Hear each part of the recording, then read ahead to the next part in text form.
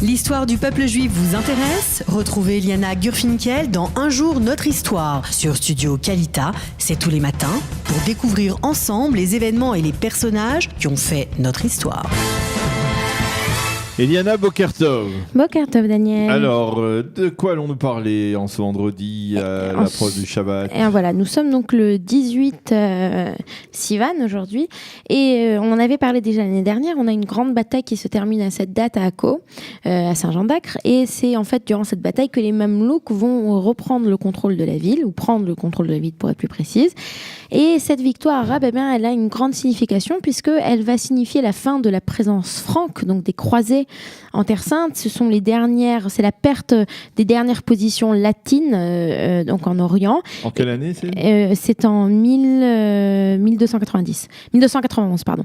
Et ça correspond aussi, eh bien, les historiens considèrent cette date comme la fin, comme la dernière date, comme la fin des croisades médiévales. Donc les croisades médiévales. Donc on va repartir un petit peu en arrière, on va rappeler rapidement les croisades, mais moi, c'était l'occasion pour moi, j'ai décidé de vous parler ce matin de l'architecture croisée et de tous ces bâtiments que l'on connaît en Israël sans savoir automatiquement que...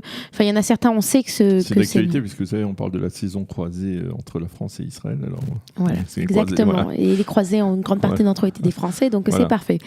Donc, on repart en arrière, on est en 1096, on a 3 années de combats incessants, et à la fin de ces combats, en 1099, l'armée croisée atteint les portes de la Terre Sainte, et c'est là qu'elle va fonder en fait les premières principautés des croisés sur la côte syrienne. Donc quand on parle de la côte syrienne, ça part de la Syrie et puis ça peut descendre jusqu'à Ashkelon.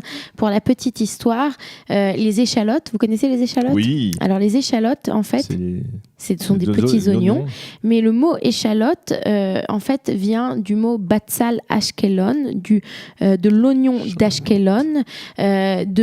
d'Ashkelon, puisque c'est les croisés qui ont ramené les premiers des échalotes en Europe, et donc ils ont appelé ça Batzalé.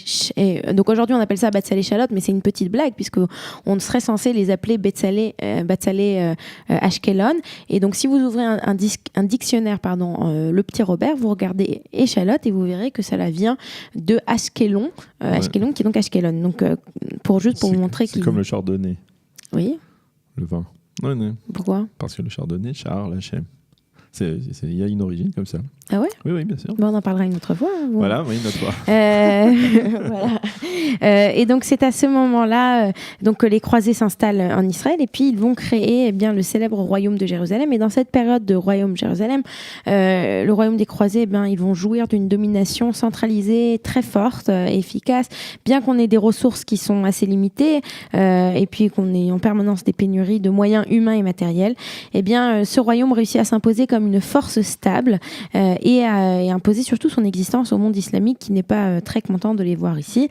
Et ça va prendre, si en 1099 les croisés, le royaume de Jérusalem s'installe en fait, et que la fin du royaume de Jérusalem c'est en 1291, pendant près de 200 ans, ils vont être présents, et une des choses qu'ils vont faire... Je ne pense pas qu'ils étaient particulièrement favorables à la présence juive sur place. Non, ils n'étaient pas spécialement favorables, pas du tout. Il faut dire qu'à cette époque, les Juifs voyaient d'un œil plus favorable la domination musulmane, puisque les musulmans avaient le statut de dhimmi, c'est-à-dire que les Juifs avaient un statut inférieur, mais du moins, ils pouvaient rester en Israël.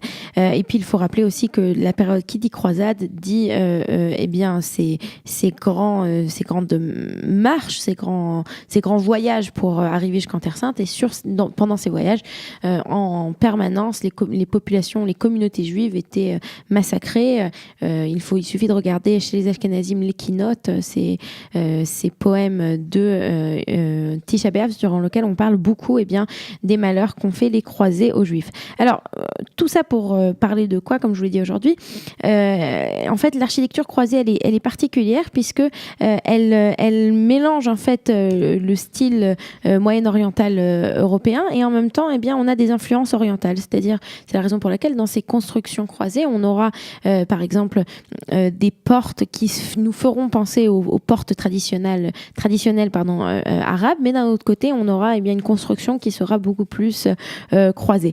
Alors, on va essayer de regarder, est-ce qu'on peut avoir la carte en premier ? Voilà, ça c'est une carte. Sur cette carte, on voit bien le royaume de Jérusalem, donc qui remonte toute la côte syrienne. Et tous les points, en fait, sont des endroits où on a eu des constructions croisées, et en Eretz Israël et un peu plus au nord, donc dans le royaume de Jérusalem. Donc vous pouvez déjà remarquer qu'il y a énormément de points, qui sont répartis, qui sont bien espacés. Puis on va passer à une autre image. Voilà. Alors ça c'est... est-ce que vous connaissez déjà ? Est-ce que ça vous rappelle quelque chose ? Il me semble, je ne sais pas, mais j'aurais dit que c'est du côté de Tel Aviv, mais je suis pas C'est sûr. à Bet Govrin. Voilà, c'est à Bet Govrin. C'est pas... Ouais, c'est pas si loin, disons que... Voilà, je pensais donc... que c'était Yafo plutôt. Non, c'est pas Yafo, ça c'est Bet Govrin. Bet Govrin, donc aujourd'hui on a un kibbutz qui est à côté de Bet Govrin, et comme vous le voyez donc sur cette image, on a donc des constructions. C'est ce qu'on appelle la Metsudat Jiblin, donc la forteresse de Jiblin, qui a été donc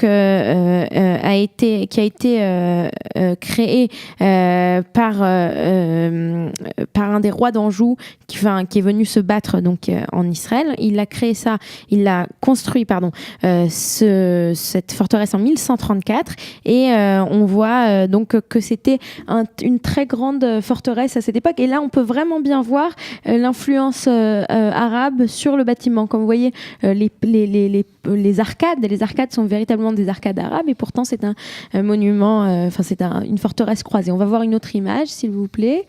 Voilà. Alors là, ça vous connaissez ça, Daniel ? Si c'est Gamla, oui, non, Beaufort. C'est pas Beaufort. Voilà, c'est Beaufort. Beaufort. Ça ressemble à Gamla. Voilà, bon, ça se ressemble. Gamla, c'était bien plus tôt. Bien plus tôt. Alors le Beaufort, c'est très connu. C'est aussi connu. C'est dans la Haute-Galilée. C'est connu aussi puisqu'on a un livre qui a été écrit autour de ce. Un livre qui a été écrit autour Beaufort. Vous connaissez pas le livre Beaufort ? Non. Bon, c'est un livre très connu qui a été écrit dessus. On va voir une troisième image. Voilà, ça vous connaissez ? Saint-Jean d'Acre ? Non, Nabi Samuel. Ah bah, pas de chance. Voilà, Nabi Samuel. Oui, mais voilà, vous connaissez bien Nabi Samuel. Oui, donc ça c'est le. Nabi Samuel, mais bon. Alors Nabi Samuel, d'abord donc aujourd'hui Nabi Samuel, c'est connu puisque c'est le lieu en fait où est enterré, selon la tradition juive, le prophète Shmuel Hanavi. C'est à la fin de Ramoth. Donc quand vous êtes à Jérusalem, vous allez sur la route de Ramoth, vous allez tout au fond.